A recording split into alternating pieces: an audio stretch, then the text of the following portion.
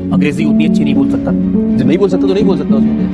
जब मेरा पहला मैन ऑफ द मैच था ना, उस समय मुझे अंग्रेजी नहीं आती। इतनी बार आउट हुए हैं सिर्फ इस बात के लिए, अरे यार सेंचुरी बन गई तो बोलना पैने माइक दे। But I have to believe there was more days eyes than my own reflection sitting back at me. So I have all the gadgets in my house, all the latest mobiles, all the latest technology things which launched by Google. All my life, I played cricket to achieve a dream that he saw for me. That was the goal in my life. And 24 August 1608 east India company का पहला जहाज Hector सूरत के रास्ते भारत आया और अपने साथ ले आया इंग्लिश। जहाज के कप्तान विलियम हॉकिंस ने व्यापार करने के लिए मुगल राजा जहांगीर से परमिशन ली। वक्त के साथ साथ व्यापार बढ़ा और व्यापार के साथ मतभेद को मिटाने के लिए ब्रिटिशर्स ने उनकी पुरानी चाल चली, डिवाइड एंड रूल, जो कहता है the Britishers kept people fighting among themselves so they could stay in power. मतलब लोगों को आपस में बांटो और लड़ाओ और ब्रिटिश राज करे।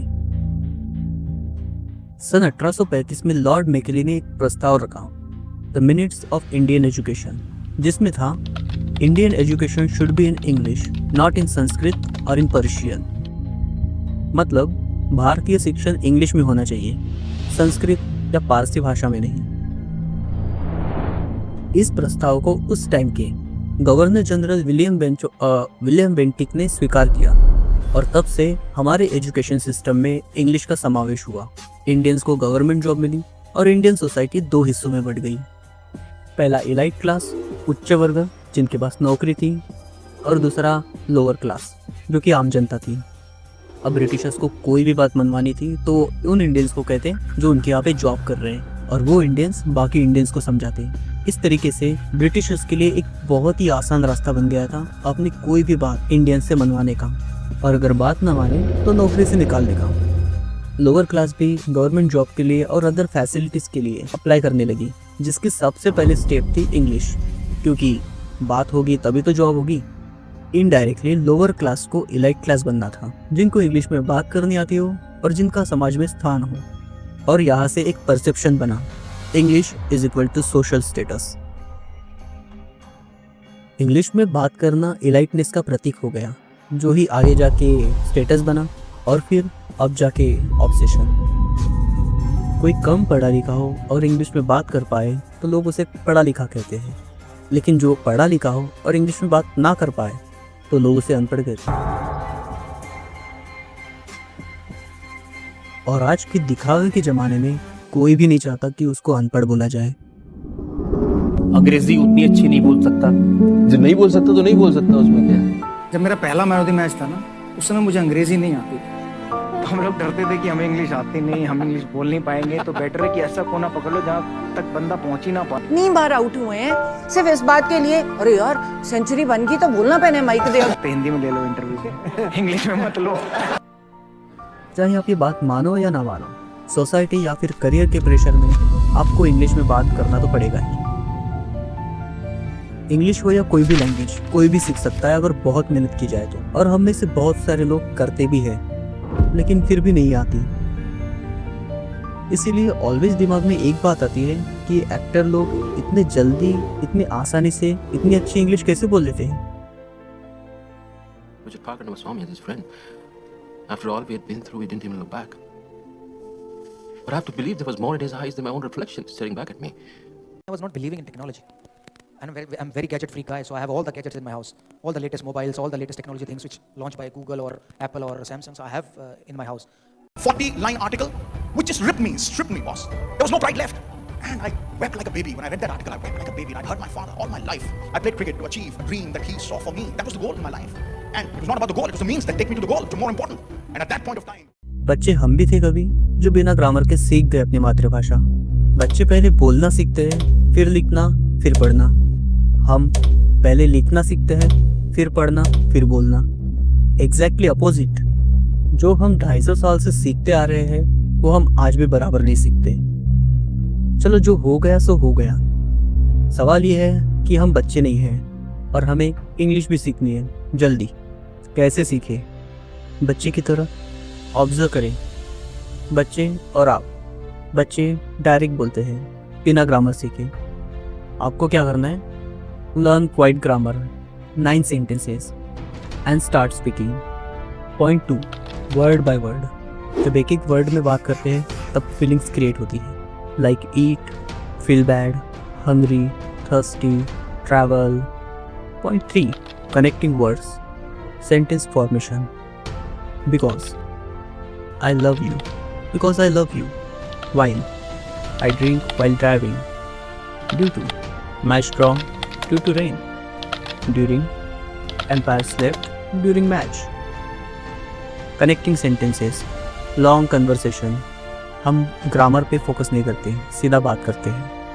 I drink while driving because Empire slept during match. Due to, we lose match so that I love to kill Empire.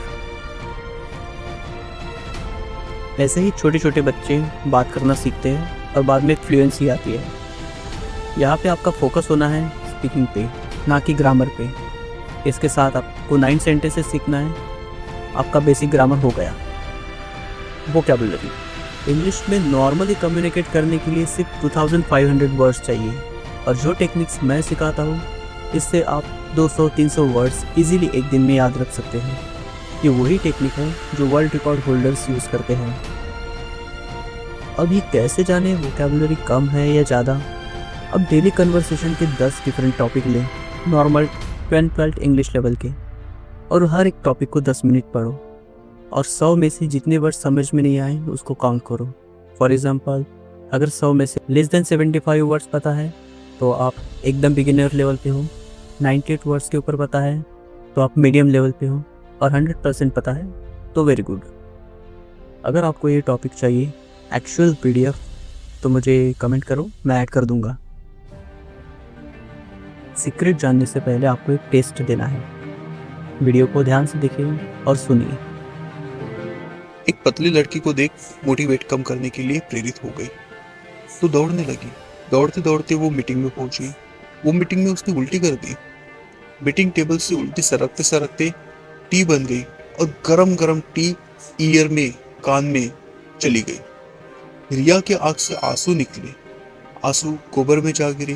गोबर नरम हो तो गोबर में रिया लेटी, और जब सपने से जागते हुए रिया ने आंख खोली तो हकीकत में गोबर में लेटी थी.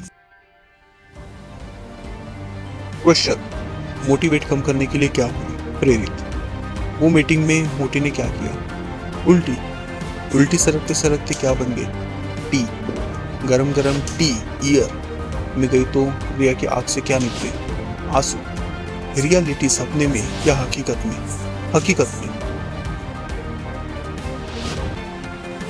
तो देखा कितनी आसानी से आपने इंग्लिश के 4 वर्ड्स हमेशा के लिए याद कर लिए.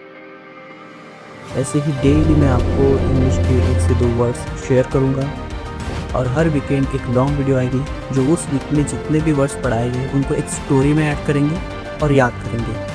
और अगर आपको टेक्निक समझ में आ गई और पूरी PDF चाहते हैं, 2 meaning words, break down hint, English sentences, Hindi meaning, test it yourself, और एक PDF जिसकी वैल्यू वो बिल्कुल फ्री.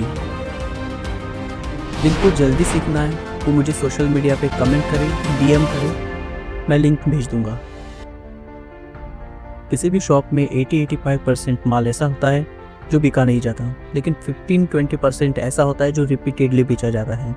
उसी तरीके से इंग्लिश आपको सिखाने के लिए तो सारी दुनिया तैयार है, लेकिन मैं आपको वही सेंटेंसेस और वही वर्ड्स देता हूँ जो रिपीटेडली हर कम्युनिकेशन में यूज़ होता है. तो चाहे आपके पास ये PDF हो या ना हो, लेकिन इस चैनल को सब्सक्राइब करना है, क्योंकि जब आपको PDF मिल जाएगी उसके बाद भी आपको ये चैनल्स और ये वीडियोस देखना है.